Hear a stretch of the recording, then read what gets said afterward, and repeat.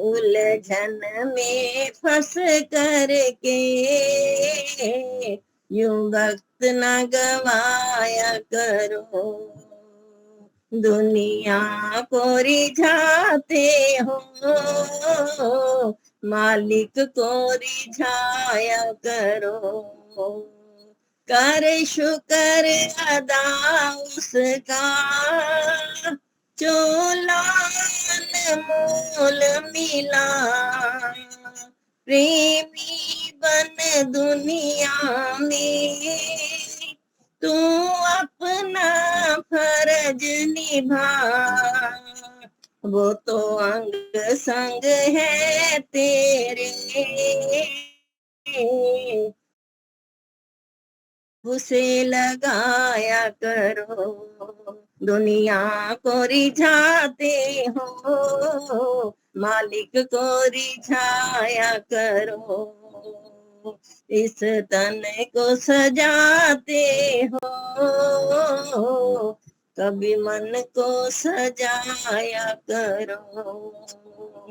कभी मन को सजाया करो। इस भजन में एक एक शब्द गाए। प्रभु हमें चेतावनी दे रहा है हम क्या कर रहे हैं और क्या नहीं हो रहा। धन्यवाद जी, आपने समय दिया।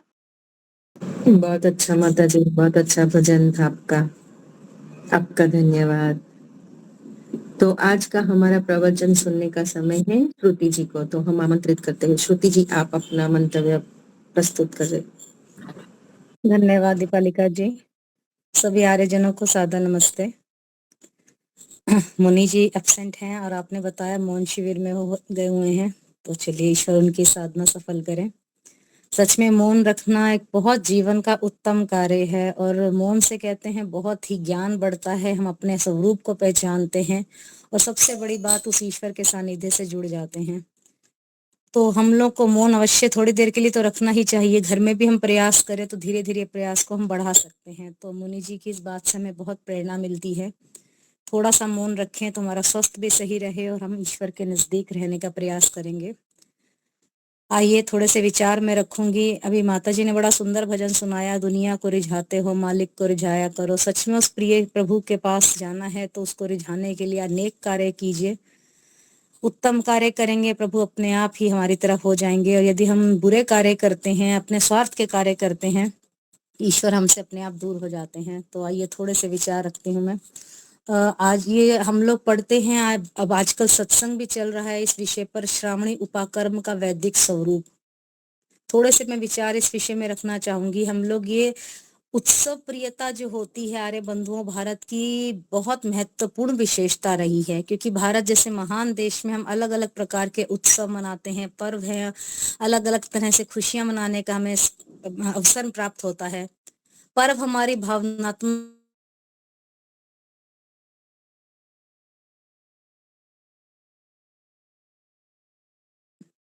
और पर्वों की लंबी परंपरा में श्रावणी का महत्वपूर्ण स्थान है।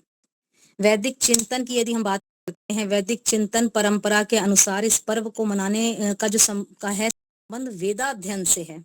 आप सभी वेदों का अध्ययन करते हैं, सभी अच्छे अच्छे ग्रंथ पढ़ते हैं, अच्छे स्वाध्याय वाली पुस्तक पढ़ते हैं, जिनसे आपको पुस्तकों को पढ़ने से हमें ज्ञान प्राप्त हो, तो ये इस पर्व का संबंध ही वेदाध्ययन से है। और श्रवण नक्षत्र की पूर्णिमा को मनाने के कारण इसे श्रावणी कहते हैं। और हम सभी जानते हैं श्रवण का अर्थ है सुनना। वेद उपनिषद धर्म ग्रंथों को सुनना ही हमारा कर्तव्य है, श्रवण कर्म कहलाता है। और हम सत्संग भी करें, सत्संग और स्वाध्याय भी करें, और मानव के जीवन का प्रमुख हमारा कर्तव्य बताया गया है कि हम सत्संग करें और स्वाध्याय करें, ये हमारा कर्तव्य है। स्वाध्याय का अर्थ है आत्मचिंतन तथा वेदों और श्रेष्ठ जीवन के निर्माण करने वाली पुस्तकों को पढ़ना।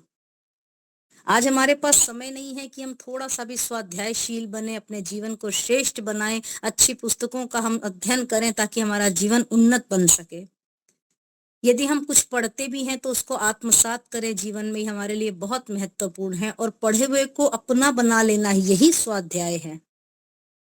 ठीक है, कोई पुस्तक उठा ली, थोड़ी देर पढ़ लिया, लेकिन जब तक उसको अपने जीवन में नहीं अपनाएंगे, अपने जीवन में नहीं उतारेंगे, उस स्वाध्याय का भी कोई लाभ नहीं है। और मानव जीवन का ये लक्ष्य रहा है अज्ञान को दूर करके परम मोक्ष की प्राप्ति, जो कहते हैं परमानंद की प्राप्ति करना, ज्ञान प्राप्ति करना, यही मानव के जीवन का उद्देश्य रहा है। और इस उद्देश्य की प्राप्ति में स्वाध्याय बहुत ही महत्वपूर्ण, अत्यधिक महत्वपूर्ण कार्य है। तो स्वाध्यायशील हमें बनना है। इतिहास हमारा साक्षी है कि हमारे बहुत सारे ऋषि मुनि, विद्वान, संत परंपरा जो हमारे संसार में आए हैं, उनके विचार, उनका स्वाध्याय, उसी के बल से ही वो संसार में अमर हो गए हैं। और इस परंपरा के उद्देश्य को लेकर स्नातक वगैरह हमारे को बड़े बड़े विद्वान लोग बहुत हमारे को एक उपदेश देते हैं, हमारे को समझाते हैं, बड़ी सुंदर बात करते हैं। स्वाध्याय नमः प्रमदः। स्वाध्याय कर्म में कभी भी हमें प्रमाद नहीं होना चाहिए, आलस नहीं करना चाहिए। जो कुछ तुमने पढ़ा उसको जीवन में दोहराते रहो। कुछ ना कुछ समय थोड़ा सा निकाल कर कुछ भी हम पढ़ ले, चाहे थोड़ा सा कोई लेख है, कुछ भी हमें पढ़ना चाहिए। सांसारिक कार्यों में भी यदि हम संलग्न हैं, कई बार नहीं समय है, ऑफिस गए हैं, सुबह से शाम तक की ड्यूटी है, थोड़ा सा समय जैसे ही मिले स्वाध्याय के लिए अवश्य निकालते रहना चाहिए। महाराज मनु भी इसी ओर संकेत करते हैं कि स्वाध्याय नियुक्त युक्तः स्यात्। चाहे किसी भी कर्म से छुट्टी हो जाए, किंतु स्वाध्याय में व्यवधान नहीं आना चाहिए। वो तो नित्य कर्म है। जब बाकी कर्म हम कर सकते हैं, भोजन कर सकते हैं, नहा सकते हैं, तो हमारा नित्य कर्म ये स्वाध्याय भी होना चाहिए, क्योंकि स्वाध्याय से मनुष्य जीवन पवित्र बनता है। थोड़ा सा ज्ञान बढ़ाना ही काफी नहीं है, जीवन में उतारेंगे तो अपना जीवन भी बहुत सुंदर बनेगा। तो स्वाध्याय करने से हमारा जो जीवन है पाप से पुण्य की ओर होता है, अधर्म से धर्म की ओर होता है, असत्य से सत्य की ओर होता है, मृत्यु से अमृत की ओर अग्रसरित होता है हमारा जीवन। तो स्वाध्यायशील से जीवन हमारा संयमित होता है, संतुष्ट होता है, व्यवस्थित होता है। तो स्वाध्याय में कभी आलस नहीं करनी है। हम ये भी देखते हैं कि स्वाध्याय करने से हमारा जो है जीवन रोग से रोग मुक्त हो जाता है। मतलब हम अच्छी सी नींद सो लेते हैं, हम स्वाध्याय करते रहें तो बहुत आनंद हमें आता है। स्वाध्याय से हमारा विवेक जागृत होता है, आत्मबोध हमारा जागृत होने लगता है, हम अपने आप से भी बात कर लेते हैं। मौन भी करिए और साथ साथ स्वाध्याय भी करिए। तो स्वाध्याय की महिमा अपार है, जितना हम पढ़े उतना हमारे लिए कम है। इसलिए ऋषिवर ने आर्य समाज के तीसरे नियम में बड़ा ही सुंदर बताया, वेद का पढ़ना, पढ़ाना, सुनना, सुनाना सब आर्यों का परम धर्म है। इस परम धर्म को निभाते हुए हम ये व्रत लें, संकल्प लें कि हम सब स्वाध्याय में प्रमाद नहीं करेंगे। अब वर्षा ऋतु जब हुआ करती थी वनों में, या अभी भी जैसे होती है, तो आश्रम वगैरह में सन्यासी, वानप्रस्थी जो होते थे, शिक्षक होते थे, साधक पितरजन होते थे, नगरों में आ जाते थे और अपना जीवन काल व्यतीत करते थे कुछ समय के लिए। तो नागरिक जन भी बहुत वहां के उत्तम जो होते, पहले के जो हम पढ़ते हैं, इस पावस ऋतु में अपने कार्यों से, अपने व्यापार से मुक्त होकर स्वाध्याय में, सत्संग में, यज्ञ में अपना समय व्यतीत करते थे और यज्ञ के व्रती बनते थे। एक नियम उनका बना हुआ था, जो पवित्र धारण करने का के व्रत का भी संकल्प लेते थे और पुराने यज्ञ पवित्र बदलकर नया धारण करते थे। तो भाव यही होता था कि जो व्रत संकल्प को बदलकर हमने यज्ञ में जीवन जीने के लिए हमने किया है, उस यज्ञ को हम पूर्ण करें, उसका नवीनीकरण हो जाए। पुराना यज्ञ पवित्र बदला, नया पहना, तो नवीनीकरण हो गया। वो इन बातों को दोहराते थे और जिससे क्या है, उनकी भावना दृढ़ बनी रहे, उनके संकल्प बने रहें और ये क्रम चलता रहे। धर्म कर्म का जो है क्रम ये लगातार चलता रहे। ज्ञान की चर्चा जो है, उस ज्ञान की गंगा बहती रहे, उनके मन में संकल्प होता था। और वनों से आए साधक हो, ज्ञानी हो, तपस्वी हो, सन्यासी हो, इन हम गृहस्थियों को धर्मोपदेश दिया करते थे। हम सभी का जीवन जो है मार्ग जो प्रशस्त किया करते थे और अपने अनुभवों से, अपने अध्यात्म से तथा परमार्थ की और हम लोगों को प्रेरित करते थे। आज ना वो गुरु ऋषि मुनि रह गए हैं, ना हम लोग गृहस्थ आश्रम में प्रवेश करने के बाद ना ही हम इन तरफ जा रहे हैं कि हम अपने जीवन को प्रेरणा से भरा लें। हम किसी विद्वान के पास जाने का समय नहीं, विद्वान को बुलाने का समय नहीं है। हम कोई व्रत संकल्प जीवन में नहीं ले रहे और ना ही यज्ञ पवित्र हम लोग धारण करके इस यज्ञ को उन्नत करने का प्रयास कर रहे हैं। तो ये व्रत संकल्प लेने का भी पर्व है। अपने जीवन को संकल्पित बनाइए, जीवन को सुंदर बनाइए। वर्षा की समाप्ति जब होती थी तो ज्ञानी, साधक, पितरों की, संतों की विदाई समारोह भी बड़ा सुंदर हुआ करता था। उन्हें भोजन कराकर साथ में खाद्य की सामग्री भेंट की जाती थी। इसे श्रद्धा पूर्वक किए हुए क्रम को श्राद्ध कहते हैं थे पहले। आजकल क्या है, इसका उल्टा हो गया है, उल्टा समझा जाने लगा है। मृतक का तर्कहीन व सिद्धांत, जो वो सिद्धांत के विरुद्ध जो बातें कह रहे हैं उसको मतलब श्राद्ध उसको समझ लिया जाने लगा है। इस प्रकार श्रावणी का उद्देश्य होता था घर घर में जाकर वेद पाठ करना, यज्ञ कर्म करना, ये उद्देश्य होता था। और इसके व्यक्ति है, उसका परिवार है, संतान है, समाज में श्रेष्ठ विचार होते थे, संस्कार उत्पन्न होते थे और यज्ञ कर्म हुआ करते तो परंपराओं को बल मिला करता था। जीवन में भौतिकता आध्यात्मिकता का समन्वय बना रहता था तथा जीवन तनाव मुक्त, चिंता मुक्त, रोग मुक्त, शोक मुक्त, ईर्ष्या द्वेष पाप वासना से जीवन बचा रहता था। तो श्रावणी उपक्रम की हम बात कर रहे हैं तो वैदिक सच्चा स्वरूप है जो था हमसे लगभग पूर्णतः छिन सा गया है। हमारा ये मूल जो है बदल सा गया है। मात्र चिन्ह के रूप में ही इस परंपरा का निर्वाह किया जा रहा है आजकल। तो वह भी कोई आर्य समाज थोड़ा बहुत आयोजन कर लेता है, जैसे तैसे श्रावणी पर यज्ञ वगैरह समारोह कर लिया जाता है आज। और वेद कथा का आयोजन कोई कर लेता है। मंदिरों में तो परंपरा बिल्कुल ही नष्ट हो गई है, बिल्कुल लुप्त हो चुकी है। आर्य समाज के ऊपर वेद की रक्षा के, पठन पाठन की, प्रचार प्रसार का जो बहुत बड़ा दायित्व है उसको निभाते हुए कई तो आर्य समाज बहुत अच्छा आयोजन कर रहे हैं ताकि वेदों की रक्षा होती रहे। वेद सब सत्य विद्याओं का पुस्तक है, ये बात और कोई नहीं मानता, ना कोई बताता, ना कोई जानता। और आर्य समाज ये नियम सबसे महत्वपूर्ण विशेषता कहकर इस नियम को आगे प्रसार के कार्यों में लगन लगा रखी है आर्य समाज ने। तो वेद प्रचार का महत्व बहुत होना चाहिए। जो महत्व रहा नहीं है वो महत्व हम बढ़ाएं, उस महत्व को हम लोग आत्मसात करें। वेद प्रचार का कार्य ऋषियों की वसीयत रहा है। हमारे ऋषि मुनि वसीयत बनाकर इसको आगे परंपरा चलाना चाहते थे। आज जो सभ्यता, ये जो समाज है हमारे, आज हमारी सभाएं हैं, आज हमारे संगठन हैं, उनमें आप सब देख रहे हैं, उनको देखकर हमारा हृदय जो है पीड़ा से भर जाता है। कई बार हम देखते हैं, आर्य समाज की हम बात कर रहे हैं तो आर्य समाज में कई बार हम देख रहे हैं अपने असली कार्य से हट रहे हैं, कट रहे हैं अपने कार्यों से। वो भी दुकानें खुल रही हैं, थोड़ा स्कूल वगैरह भी चल रहे हैं, वहां पे बारात घर बन गए हैं, सिलाई सेंटर बन गए हैं, विवाह केंद्र बन गए हैं, ईंट और पत्थरों से उलझ रहे हैं लोग। अरे वेद प्रचार छूट रहा है, वेद की ज्योति जलती रहे, मात्र नारों से वेद प्रचार और वेद की रक्षा नहीं हो सकेगी। आज पुनः आर्य जगत के समक्ष एक चुनौती, एक प्रश्न खड़ा है और वो क्या है, को वेदानुद्रश्यति। अब वेदों की रक्षा कौन करेगा, कौन पढ़ाएगा इसको, कौन पढ़ेगा, कौन पाठक द्विवेदी त्रिवेदी और चतुर्वेदी बनेगा। आप देखिए आर्य जगत की इस और गंभीरता को बेचैनी से सोचना चाहिए, इस बात की बातों को बड़ा ही गंभीरता से लेना चाहिए। यही श्रावण पर्व का मूल उद्देश्य, मूल संदेश है। और वेदों के पठन पाठन के लिए कुछ करें हम सब मिलकर।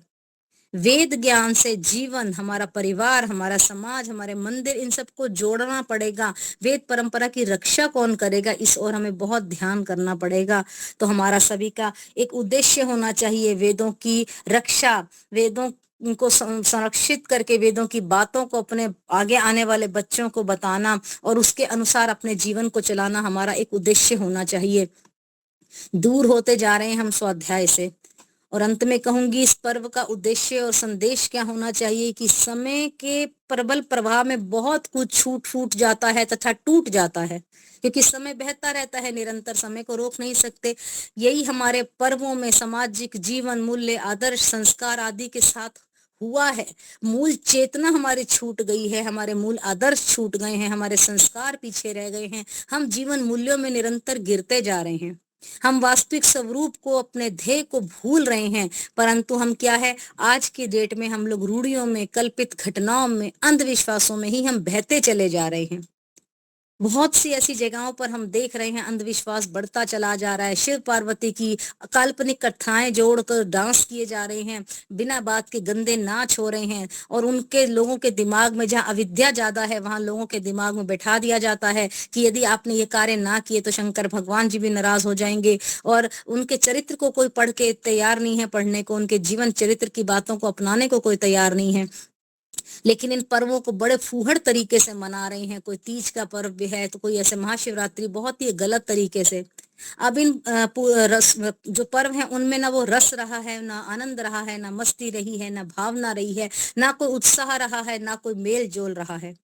एक ढर्रे पर बांधा आदमी भागता चला जा रहा है, किसी पास समय ही नहीं है कि 2 घड़ी बैठकर इन पर्वों की खुशी का आनंद ले सके, कुछ विचार कर सके, कुछ भावनाओं को मन में उतार सके, कुछ चिंतन मनन कर सके। आदमी अंतरहीन दौड़ में निरुद्देश्य भागता चला जा रहा है। ये बहुत ही गलत हमारे जीवन में हो रहा है। तो वैदिक चिंतन में विशेष पर्व जो हमारे उद्देश्यों से, विशेष उद्देश्यों से हमारे मनाए जा रहे हैं, हम उन उद्देश्यों को नहीं देखते हैं, हम पर्वों का नाम सुनते हैं और भाग लेते हैं उनकी तरफ। आज ये हो रहा है तो ऐसे बच्चों तक को हम नहीं बता पा रहे हैं। हमें हमारे समक्ष ये जो पर्व है एक विशेष संदेश लेकर आ रहे हैं। ये श्रावणी का पर्व भी है पठन पाठन का, रक्षा के संकल्प को दोहराने का संदेश लेकर आता है। इस पर्व में जो भाई बहन राखी रक्षाबंधन का पर्व मना रहे हैं, ये भी एक संकल्प को दोहराने का अवसर है।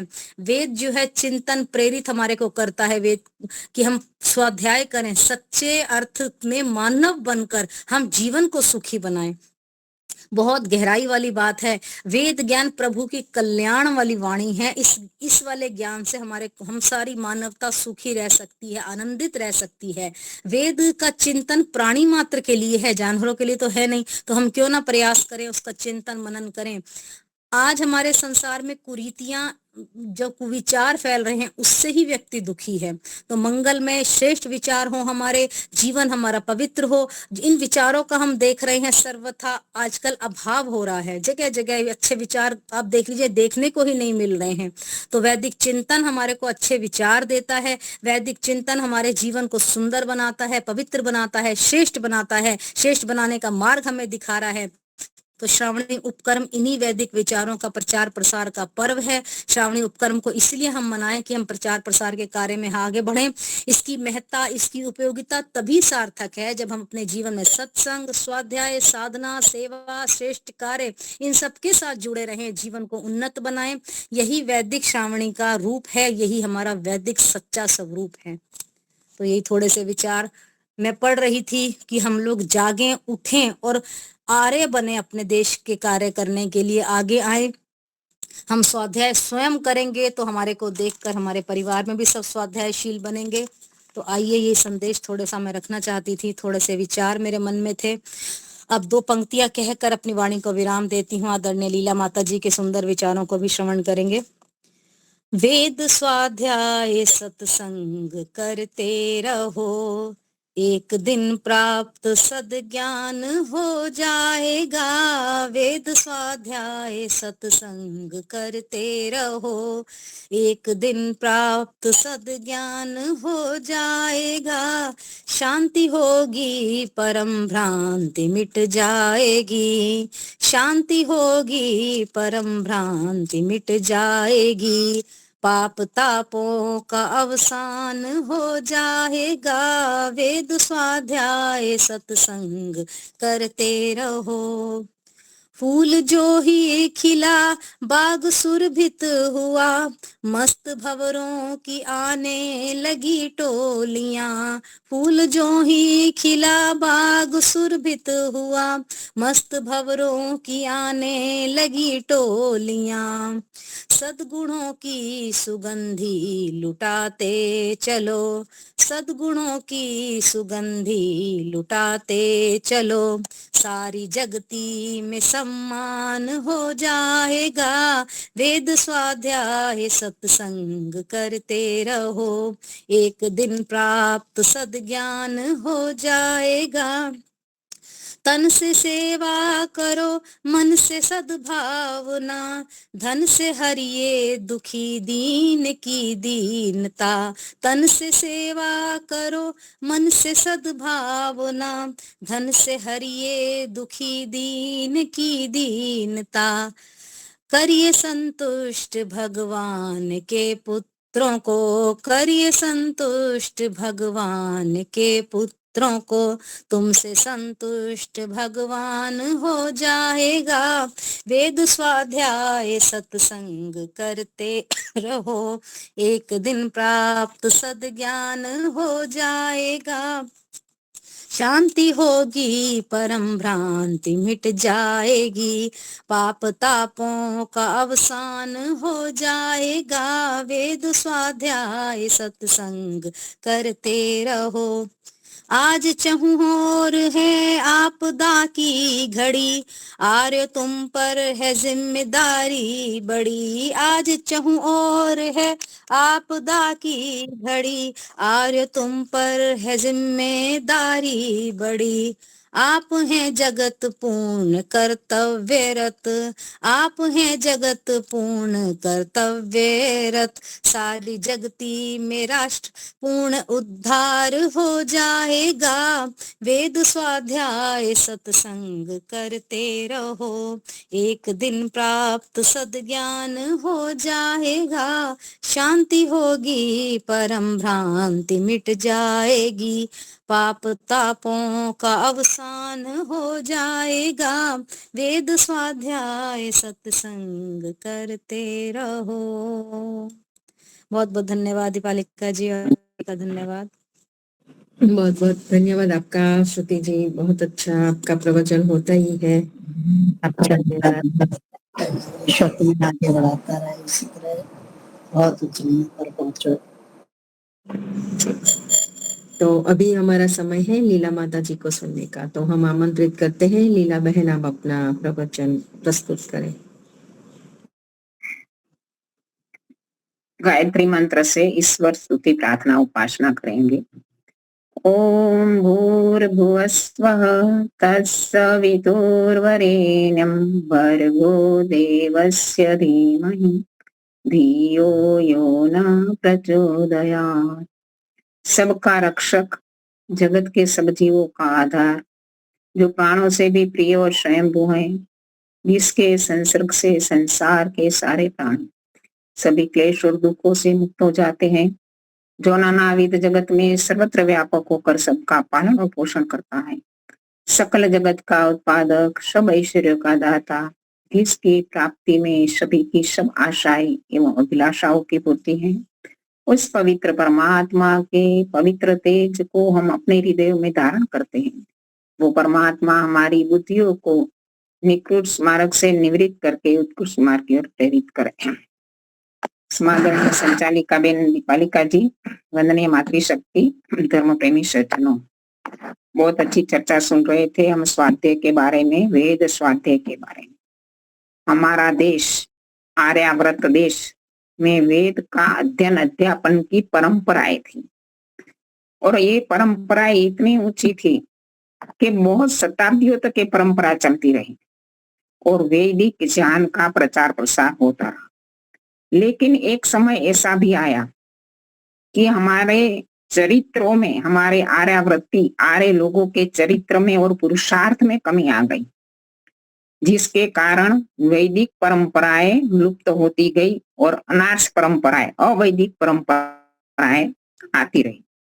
महर्षि वाग्भट लिखते हैं कि हमारे बचपन में वेदों को पढ़ने का और कंठस्थ करने की इतनी परंपराएं घरों में थी कि हम छोटे बच्चे भी वेद के मंत्रों को कंठस्थ करते थे, और हमारे घरों में पिंजरों में जो तोता मैना रखते हैं ने, वो रखे हुए थे। वो भी, उस तोता का स्वभाव होता है कि वो जो भी सुनता है वो बोलता है, तो वो भी रट लेते थे वेदों के मंत्र। हमें ये डर रहता था कि कहीं हम वेदों के मंत्र रटते समय कोई गलती करेंगे तो हमारी वो गलती पकड़ लेंगे। तो कितनी अद्भुत परंपराएं थी।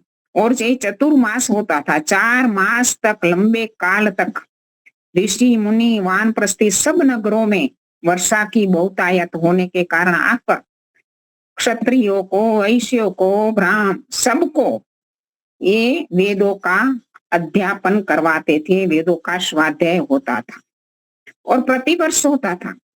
और मनुष्यों के जीवन का स्वभाव है कि शिथिलता व्रतों में आई जाती है, क्योंकि उस व्रतों को दोहराना पड़ता है। यदि दोहराएंगे नहीं, उसका पुनरावर्तन नहीं करेंगे तो हमारे जीवन में से छूट जाएगा। इसलिए वेद श्रावणी पर्व का उपाक्रम रखा जाता था। आज हमारे समाजों में 2-3 दिन का, ज्यादा से ज्यादा सप्ताह का रखते हैं, और कम से कम हमें इस समय अतिथियों का, अतिथि यज्ञ करने का मौका मिलता है। अन्यथा तो वास्तव में प्रतिदिन हमें अतिथि कहाँ मिलते हैं। पहले के समय में तो बिना अतिथि भोजन कराए भोजन भी नहीं करते थे लोग। आज हमें अतिथि परंपराएं हमारी लुप्त होती जा रही। जब तक समाज में अच्छे अतिथि, विद्वान, सन्यासी, वानप्रस्थी नहीं रहेंगे तो वेदों का प्रचार कहाँ रहेगा। तो इनके कारण हमें अतिथि यज्ञ करने का मौका मिलता है। अतिथियों को अपने घर पर बुलाकर उसकी सेवा करने का मौका मिलता है। तो ये बहुत ही अच्छी परंपरा है, हमारी प्राचीन परंपरा है। सबसे प्राचीन पर्व है श्रावणी पर्व, हमारे पर्वों में सबसे प्राचीन पर्व है। और आज वो श्रावणी पर्व को जो वेद स्वाध्याय के रूप में मनाने वाला है तो केवल मात्र आर्य समाजी है। तो कम से कम आर्य समाजी लोग इस परंपरा को लुप्त होते बचाए। तो मेरा विषय तो ऐसे यज्ञ के मंत्रों पर चल रहा था। तो गत सप्ताहों में मैंने वो अयंत इदमात्मा वाला मंत्रों जो 5 गृता होती देते वो किया था, उसका विवेचन। तो आज हम जल सिंचन मंत्र पर आते हैं कि यज्ञ कुंड जिसका आकार उल्टा पिरामिड है, इसमें अग्नि की उष्णता ज्यादा बची रहती है और हमारा उद्देश्य है सामग्री को सूक्ष्म बनाना। तो ये यज्ञ के अंदर मुख्य तत्व क्या है? यज्ञ का मुख्य तत्व अग्नि तत्व है, अग्नि देवता है। तो अग्नि तत्व, अग्नि देवता की प्रखरता ही होनी चाहिए, तब जाके हम अंदर जो भी डालेंगे रोगनाशक, मिष्ट, सुगंधित, पुष्टिकारक सामग्री वो एकदम सूक्ष्म बनेगी और हमारा यज्ञ का हेतु जो हम चाहते हैं कि सूक्ष्म और शक्तिशाली बनकर वातावरण में शुद्ध करें वो सार्थक होता है। तो अभी जो 5 गृताहुति देने के बाद अग्नि प्रखर हो गई, तो अभी जल सिंचन अग्नि की प्रखरता बहुत है, लेकिन यज्ञ कुंड एक ऐसा साधन है जो अग्नि को मर्यादित करता है। यदि अग्नि मर्यादित रूप में ना रहे तो जो हम देखते हैं ना कि चूल्हे की अग्नि मर्यादित है, तो अग्नि मर्यादित है तो हमें रांधने का काम करने में उपयुक्त है। यदि वो अग्नि मर्यादित नहीं रहेगी तो वनों का वन, आज वनों में लगने वाली अग्नि, कई मकानों में, कई फैक्ट्रियों में लगने वाली आग अमर्यादित रूप से, ये उसका अमर्यादित रूप है, वो क्या करेगा? विनाश करेगा।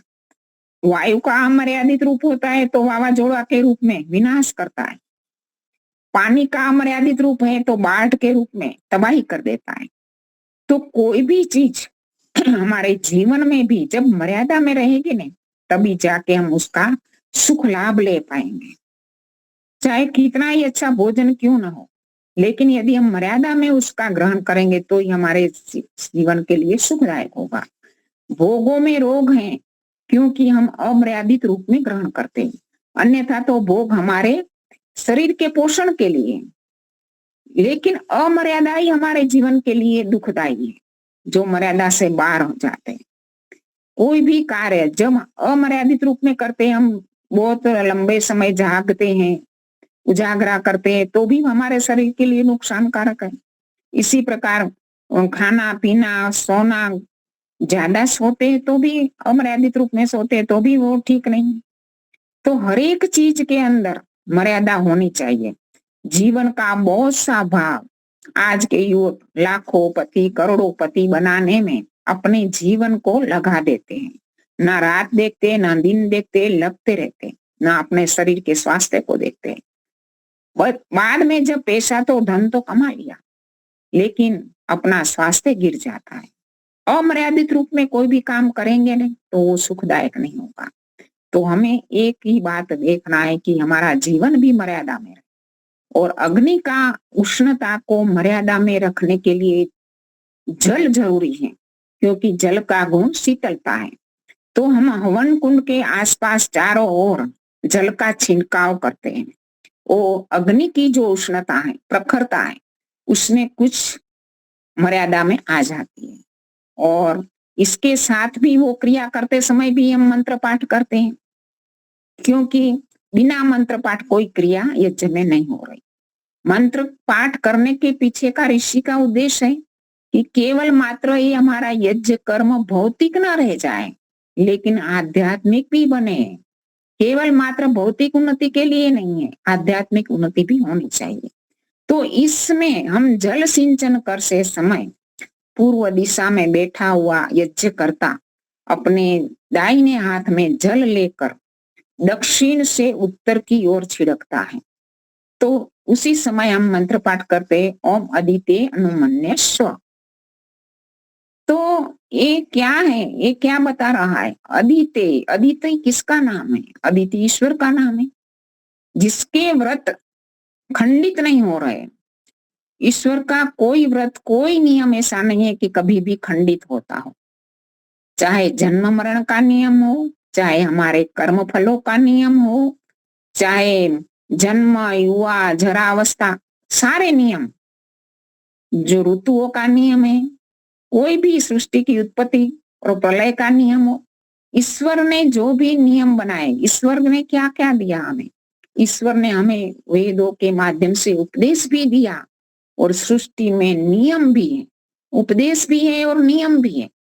उपदेश को हम अपनी इच्छा के अनुसार चाहे ग्रहण करें या न करें, अपनी मर्जी, लेकिन ईश्वर के नियमों का हम कभी भी तोड़ नहीं सकते। अपनी मर्जी से मनमाना कार्य नियमों के बारे में कर नहीं सकते, क्योंकि ईश्वर के नियम ईश्वर ने बनाए हैं और ईश्वर ही उसका संचालन कर रहा है। हमारा इसमें कोई औकात नहीं कि हम उसके नियमों को तोड़ सकें। तो ईश्वर के नियम सारी सृष्टि में चल रहे हैं। हम बोलते हैं प्रजापते नत्वदेता अनन्यो विश्वा जातानि परिता बभूव। परमपिता परमात्मा के नियम दृश्य और अदृश्य जगत में चल रहे हैं। उसका हम उपक्रम, हम जो उसका नियम का उपक्रम है, उसको हम तोड़ नहीं सकते। वो सर्वोपरि राजा है, उसके आगे हम कुछ भी नहीं कर सकते। हमें जन्म लिया है तो मृत्यु आएगा ही आएगा, ये बात निश्चित है।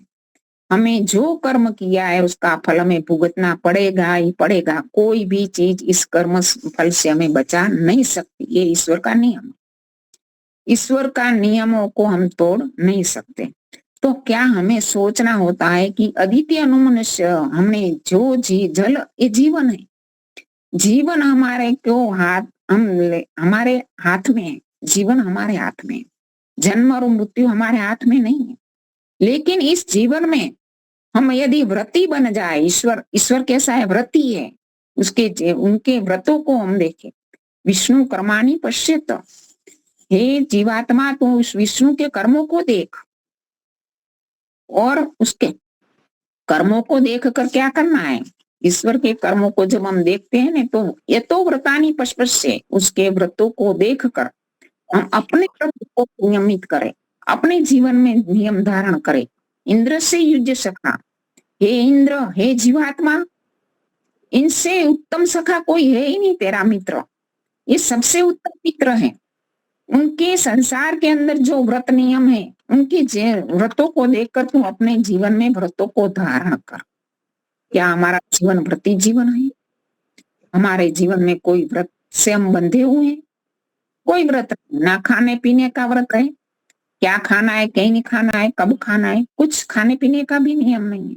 ना उठने जागने का नियम है, ना सोने का नियम है, ना जागने का नियम है, ना खाने पीने का नियम है, ना यज्ञ आदि। जो भी हमारे जो 5 महायज्ञ, 5 महाव्रत बताए गए, इस महाव्रतों को भी हमारे जीवन में धारण करना चाहिए।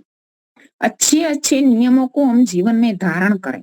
ये छोटी सी सुक्ति मंत्र की हमें बता रही है कि अदिति नो मनुष्य, हे मनुष्य, तू अपने जीवन में उस अदिति परमात्मा की तरह जीवन में व्रतों को धारण कर। अपने जीवन को ऊंचा उठाना है तो व्रतों के बिना ऊंचा नहीं उठेगा। जीवन में कोई नियम नहीं होगा तो कौन सी चीज छूट जाएगी पता ही नहीं चला। और आज कितनी सगवड़ है, कितना ही हमें अनुकूलता है, कितने भी साधन है हमारा, और हमारे पास कितना भी सामर्थ्य है, लेकिन अव्रती जीवन होने के कारण, जीवन में कोई नियम न होने के कारण हमें मिला ये उपयुक्त जो भी चांस मिला है साधनों का, सगवड़ों का, उसका उपयोग ना कर पाते। हम जीवन में इतना ऊंचा उठ नहीं पाते, इतनी ऊंची उपलब्धियां प्राप्त नहीं कर पाते।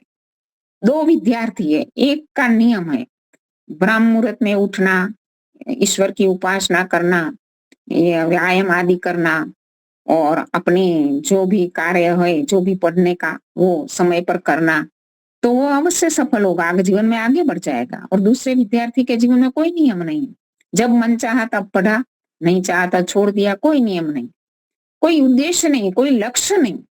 जब लक्ष्य नहीं है तो नियम कैसे रहेगा?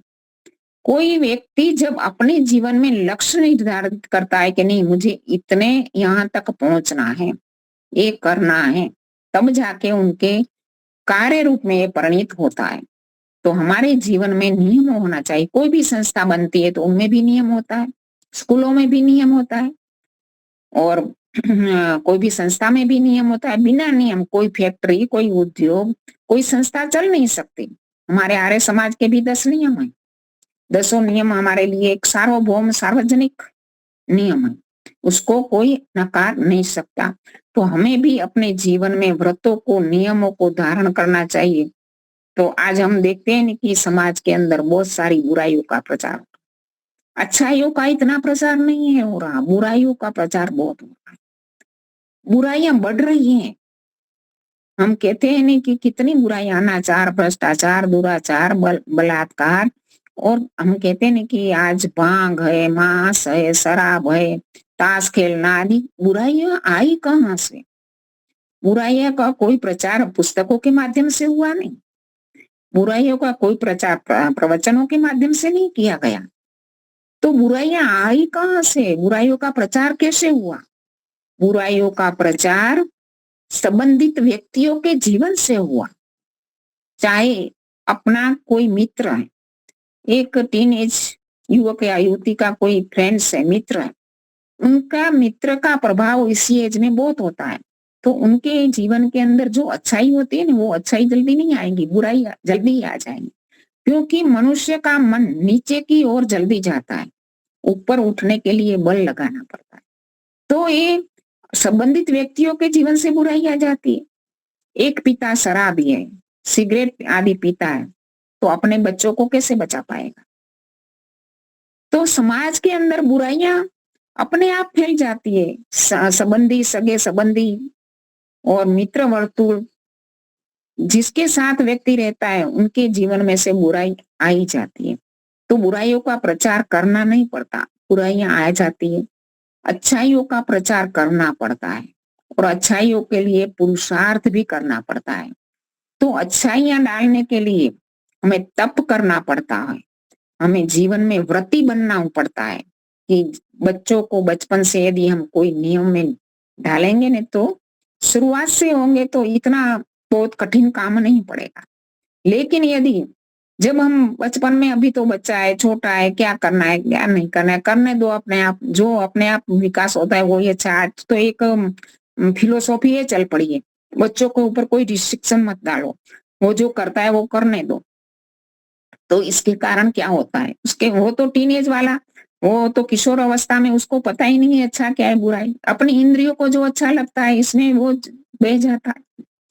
तो माता पिता का कर्तव्य होता है, गुरुजनों का कर्तव्य होता है कि अपने जीवन को ऊंचा उठाए और अपने बच्चों को जीवन को भी ऊंचा उठाए। अपने जीवन में भी व्रत डाले और स्वयं व्रती बने, और बच्चों को भी इसी मार्ग पर चलाए। तो जाके अच्छे विचार, अच्छे संस्कार, अच्छाइयां बढ़ती हैं और व्रती जीवन हमारा बहुत ही ऊंचा उठता है। तो ऐसे भी हम देखते हैं ना कि शुरुआत में आर्यों के जीवन में बहुत संकल्पबद्ध जीवन था, व्रती जीवन था। आर्य लोग अपने जीवन के व्रतों के प्रति बहुत अड़ग थे, और इसी व्रती जीवन के आचरण से ही इसका प्रचार ज्यादा होता था। जितना प्रचार वाणी से नहीं होता, इतना आचरण से होता है। हम आर्यों का आचरण देखकर दूसरे समाज वाले व्यक्ति उसके प्रति आकर्षित होते थे, और अपने जीवन के कारण अपने सिद्धांतों का प्रचार होता था। और स्वामी श्रद्धानंद जी ने भी आर्य समाज में पहला प्रवचन दिया, तो उसमें उन्होंने वही कहा था कि आर्य समाज वैदिक सिद्धांत इतने ऊंचे हैं कि उसको संसार का कोई सिद्धांत उसको काट नहीं सकता, लेकिन उसके प्रचार प्रसार कोई भारूती टट्टुओं से नहीं होगा। उसके प्रचार प्रसार करने वाले व्यक्ति, उपदेशक भी इतने आचरण, उत्तम आचरण वाले विद्वान होने चाहिए, तब जाके उसका प्रचार होता है। तो हमारे आचरण व्यवहार से बहुत सारा प्रचार होता है। ऐसे हम हमारे महापुरुषों के जीवन देखते हैं। महापुरुषों के जीवन में क्या है, महापुरुषों के जीवन के उनके कार्य, उनके गुणों से भी प्रचार होता है, उनके मंतव्यों, उनके विचारों से भी प्रचार होता है। उनका आचरण सबसे बड़ा हमारे लिए आदर्श होता है। हम कहते हैं कि श्री राम का जीवन आज इतने करोड़ों वर्षों के बाद भी हमारे सामने आदर्श के रूप में, जो श्री राम है वो व्रती थे, वो बड़े आदर्श थे। लक्ष्मण ने एक बार, दोनों भाइयों के बीच में चर्चा चल पड़ी। राम ने कहा आदर्श के बिना जीवन व्यर्थ है, कोई व्रत के बिना जीवन व्यर्थ है। लेकिन उसी समय लक्ष्मण कहता है कि भैया ऐसे आदर्शों में पूरा जीवन व्यर्थ हो जाता है, इसका क्या? तो राम का उत्तर था, ऐसा जीवन आने वाली पीढ़ियों के लिए, आने वाले समाज के लिए एक आदर्श बन जाता है। व्रती जीवन, उत्तम जीवन एक आदर्श बन जाता है आने वाली पीढ़ियों के लिए और आने वाले समाज के लिए। और एक बात ये भी है कि व्रती जीवन में, जैसे कहते हैं कि हम लोग भौतिक चीजों में, भौतिक विषयों का आनंद, तो इस संसार के अंदर जन्म लेने वाले, भोग योनि में जन्म लेने वाले कोई भी जीवात्मा को मिलता है। भोगों का आनंद कोई भी जीवात्मा ले सकता है, लेकिन व्रती जीवन का आनंद, विद्या का आनंद, जो आंतरिक आनंद है, वो तो केवल व्रत पालन करने वालों को ही मिलता है। एक ब्रह्मचारी है, वो अपना घर छोड़कर, घर में अच्छी सुविधा है, आश्रम में जो है इससे अच्छा खाना भी है, अच्छा से अच्छा बिस्तर भी है, अच्छी सुख सुविधा है, लेकिन आश्रम की सुविधाएं उसके लिए व्रत है। तो इस व्रती जीवन में उनसे कम सुविधाएं मिलने के बावजूद भी वो उसको आनंद देने वाली बन जाती है। एक वानप्रस्थी जब आश्रम में रहते हैं, हम लोग आश्रम में जाते हैं तो घर में सुविधाएं, इतनी सुविधाएं नहीं मिलती, लेकिन एक अंदर से आनंद मिलता है, अंदर से एक सुख मिलता है कि नहीं, हम कोई अच्छे व्रत के पालन में सहयोगी बन रहे हैं। तो इसी प्रकार कोई एक प्रामाणिक व्यक्ति है जो सत्य का, ईमानदारी का काम करता है, चाहे उनको मुनाफा एक बार कम हुआ, 2 बार कम हुआ, लेकिन अंदर से उसको आनंद है, क्योंकि उसने प्रामाणिकता का व्रत का पालन किया है। एक सत्य बोलने वाले को दूसरों के सामने उसका दोष पता चल गया, लेकिन अंदर से उनको सुख मिलता है, क्योंकि ये सुख उसके सत्य व्रत का सुख है। व्रती जीवन का सुख आंतरिक सुख है, और ये सुख व्रत को पालन करने वालों को ही पता चलता है। राम को अयोध्या में कितना सुख था, लेकिन जंगल की दर दर भटकने में, सूखे पत्तों की पथारी पर सोते हुए, कंदमूल का भोजन करते हुए, ये व्रती जीवन का आनंद उनके लिए बहुत था। निषाद राधा जी ने कहा कि ये हमारा ही राज्य आपके लिए है, आप 14 वर्ष यहाँ ही रुक जाए। नहीं नहीं, मैं तो ये व्रती जीवन का पूरा पूरा पालन करूंगा, क्योंकि व्रती जीवन ऐसा जीवन, ऊंचा जीवन है, आदर्श जीवन है, और उसका आनंद भी आंतरिक आनंद है। सामान्य सुख भोगों का आनंद, दुनियादारी का आनंद से भी कई गुना ऊंचा आनंद है, और ये आनंद लेने वाले को ही वो पता चलता है। तो इसी प्रकार हमें भी अपने जीवन को व्रती बनाना चाहिए, और अद्वितीय परमात्मा से हमें प्रेरणा लेनी चाहिए कि परमात्मा के कर्मों को देखे, हम परमात्मा के नियमों को देखे, और हमारा परमात्मा से बढ़कर युज्य सखा कोई नहीं है, वो सच्चा मित्र वही हमारा परमात्मा है, और उसकी मित्रता करनी है तो हमें पण अपने जीवन में व्रतों का पालन करना चाहिए। शांति।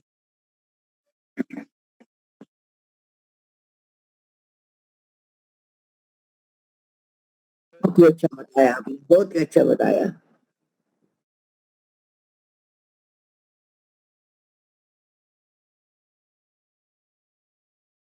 ओम द्यौ शान्तिरन्तरिक्षं शान्ति पृथ्वी शान्तिराप शान्तिरोषधय शान्ति वनस्पतय शान्तिर्विश्वे देवा शान्ति ब्रह्म शान्ति सर्वं शान्ति शान्तिरेव शान्ति सामा शान्तिरेधि।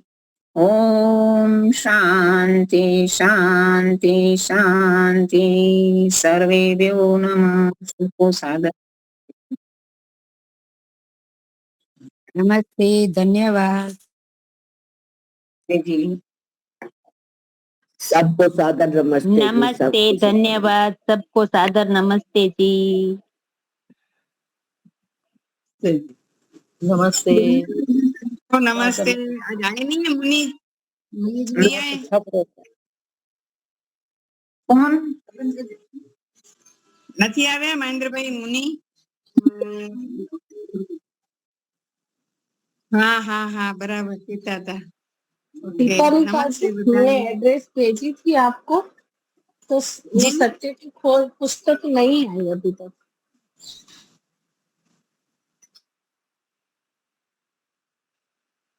नहीं मिला? ठीक है, तो अभी भेज दे, फिर आ जाएगी।